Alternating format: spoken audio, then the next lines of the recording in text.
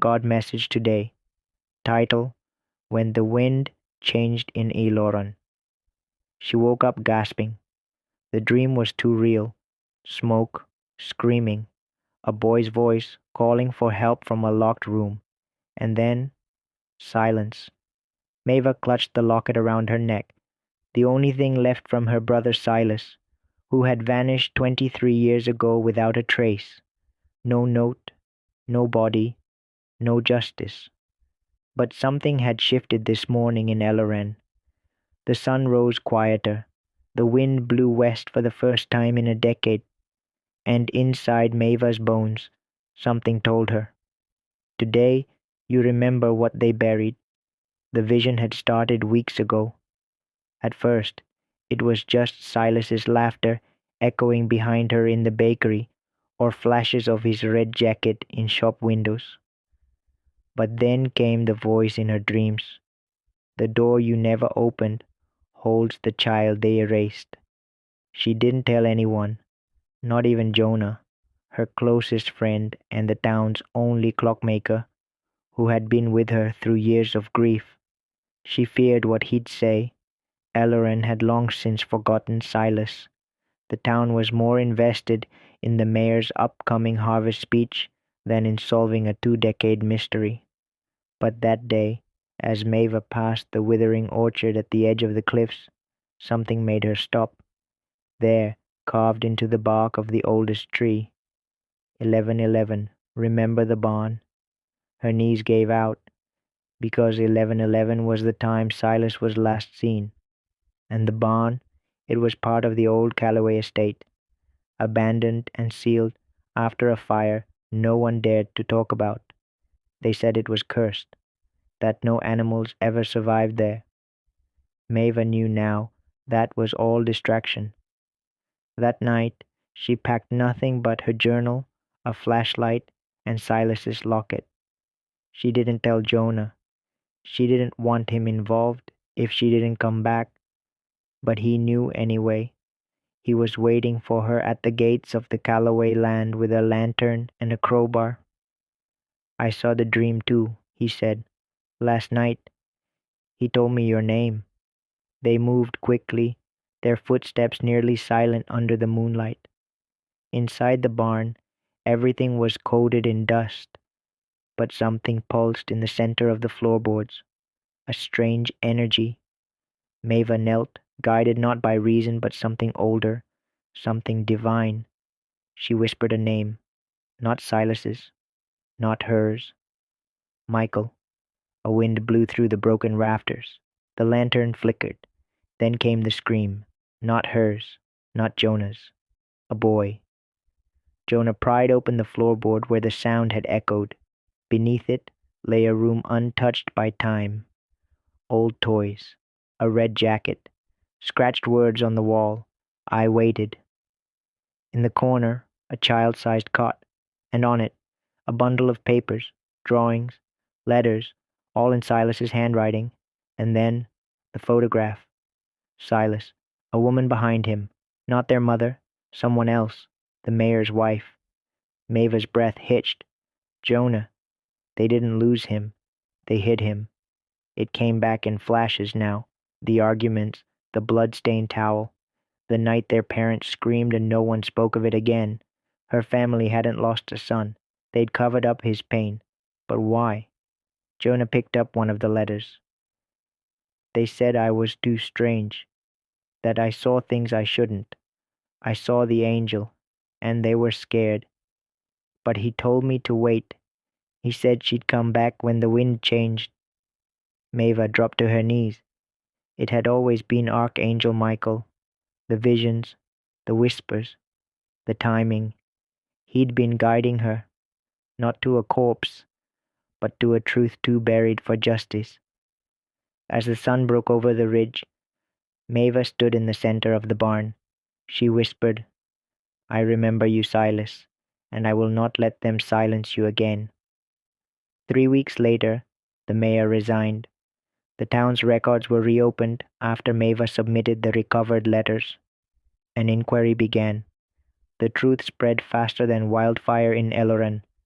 Silas had been institutionalized as a child, not for violence, but for seeing things, for knowing too much, for hearing angels.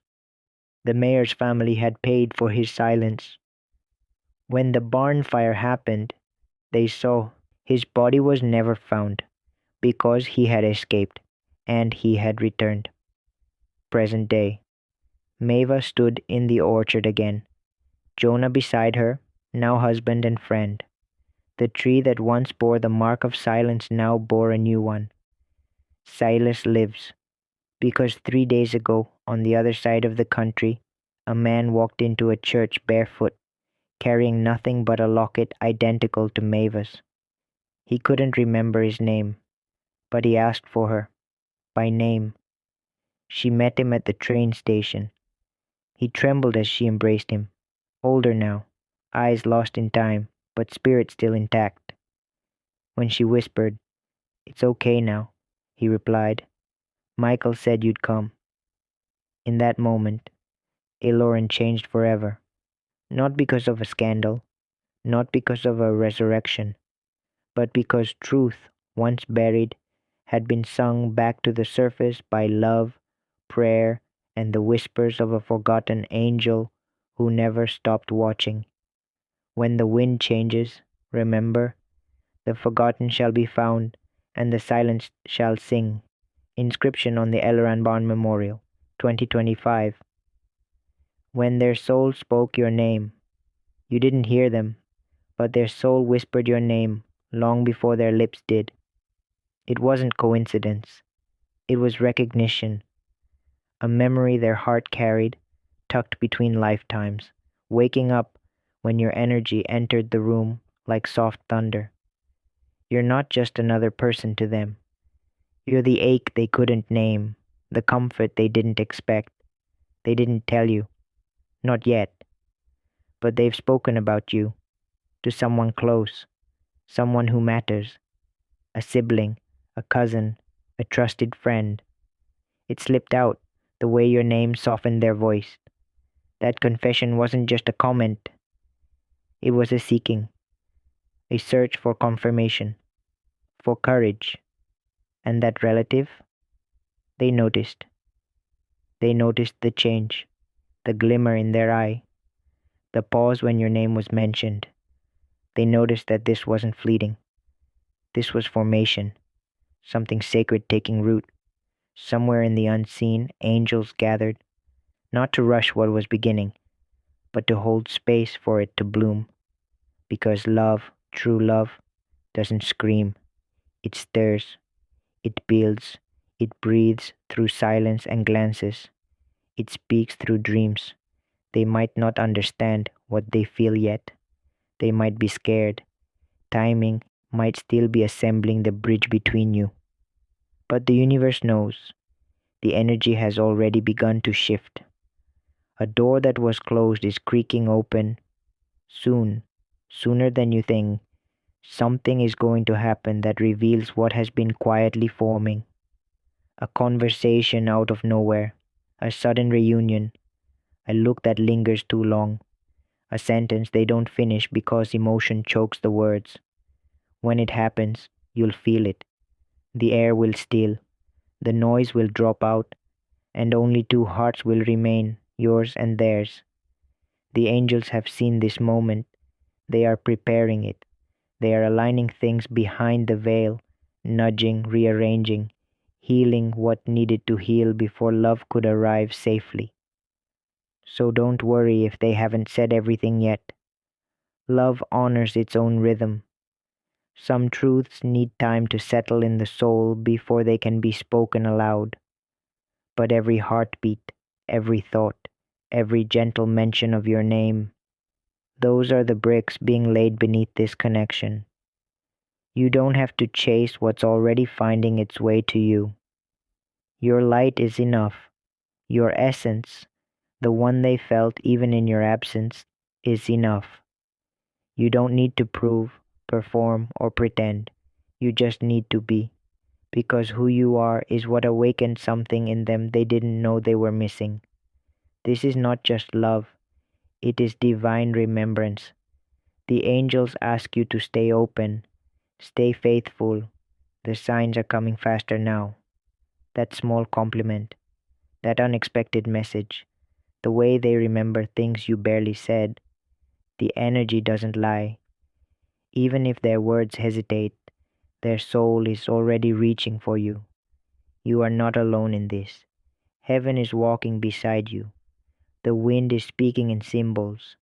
The clouds carry peace. It's okay if you don't see the full picture yet. The divine doesn't require you to understand everything before you walk forward. It just asks that you trust, that you believe that love isn't something you beg for, it's something you remember. And they remember you more than they admit, more than they show, because you already occupy sacred ground in their heart. And those around them, they sense it too, that this is no ordinary connection, that your name carries a different weight, that your presence has left fingerprints across their emotions. This is how you know. Even the people in their orbit are aware. This isn't hidden, it's blooming. Watch the days ahead. Listen to the quiet ways the universe speaks. A glance, a gift, a conversation that changes everything. That's how love reveals itself. Not always through grand gestures, but through divine timing. Through hearts that begin to beat in sync without either of them knowing why. This story is being written even now. The next chapter is on its way.